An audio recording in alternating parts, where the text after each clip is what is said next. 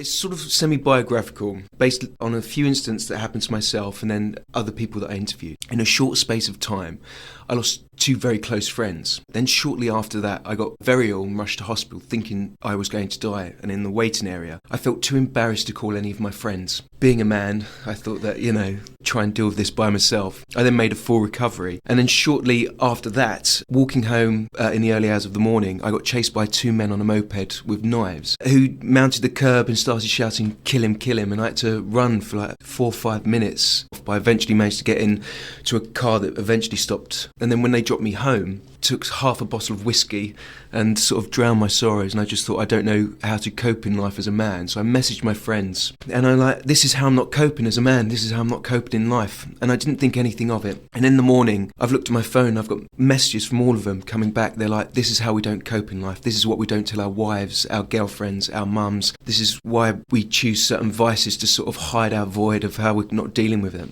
And that sort of spurred everything on. So I met with mental health nurses. I met with psychologists. I met with support groups. I spoke to men aged between 18 and 80 and just asked them to be brutally honest about all the things that they wish that they could talk about but feel that they can't. And then all this information kept coming back. Sort of once the floodgates opened, they didn't stop, and I found that there were certain patterns of things that men wanted to talk about. And what I'd done is, with those 3 events that I went through, I then combined them with patterns that kept coming up from all the interviews and then added those to it. The whole entire play is like having a conversation with your best friend in a pub. The play is all about how the idea of what a man's supposed to be doesn't work. It sounds very morbid, but it's a dark comedy. I think Ricky Gervais's Afterlife, though it deals with the loss and grief, is actually quite comical when you look from an outside looking in. So it's had a great response. Took it to Brighton Fringe, we took it to the Edinburgh Fringe, took it to the South West, and what we found is what I thought would be, just making a statement. Actually, what we found is after the show, we'd have 1 or 2 men would come up to us, or they'd just be waiting by themselves, and then they'd come up to us, go,